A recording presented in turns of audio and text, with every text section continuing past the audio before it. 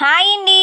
నేను అలాగా ఆలోచిస్తుంటే నాన్ వెజ్ ఫ్లేవర్ తోటి వెజ్ ఎందుకు రాకూడదు అనేసి నేనైతే ఇవాళ ములంకాడ మసాలా కర్రీ అయితే చేస్తున్నాను. ఏంటంటే కావాల్సిన మసాలా సామాన్లు గ్రేవీకి కావాల్సినవి జీడిపప్పు, తర్వాత నువ్వులు, ఎండు కొబ్బరికాయ ముక్క కూడా వేస్తానండి. లేదు అంటే శనగపలుకులు కూడా మనం వేసుకోవచ్చు. ఏమేమి కావాలో ప్లేట్లు అయితే పెట్టుంచుకున్నాను కదా. నేనైతే మసాలా ఐటమ్స్ అన్నీ కొద్దిగా దోరగా వేపుకొని మిక్సీ జార్లో అయితే వేసుకుంటున్నాను. ఇదంతా పౌడర్ చేసి పెట్టుకోవడానికి.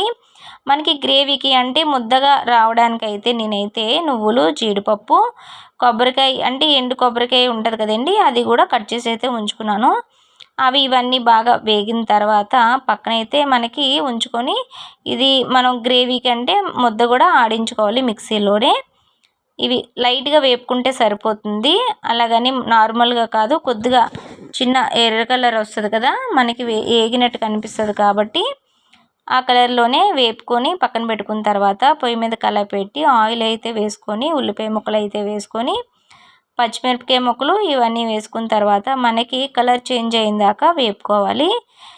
మనకి ఎంత బాగా వేపుకుంటే మనం వండే విధానంలోనే మనకి టేస్ట్ అనేది వచ్చేస్తుందండి. నేను ఎల్లుల్లిపాయలు మసాలా ముద్ద వేసుకుంటున్నాను. అల్లం వెల్లుల్లిపాయ పేస్ట్ అనమాట.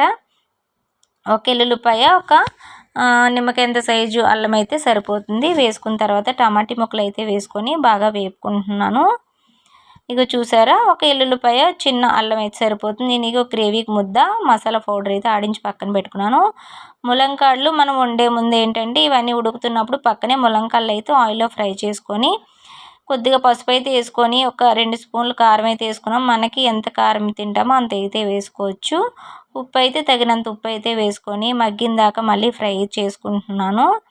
మనం ఆడించి ఉంచుకున్న మన గ్రేవీ ముద్ద జీడిపప్పు, నువ్వులు, ఎండు కొబ్బరికాయ ముద్ద అయితే ఉంది కదండి, బాగా వేసుకొని ఫ్రై చేసుకుంటే చాలా బాగుంటుంది. ఇలా చేసుకుంటే మనకి ఏదైనా రోటీలో కానీ, పూరీలో కానీ, లేదంటే రైస్లో కానీ చాలా టేస్ట్ అయితే వస్తుంది.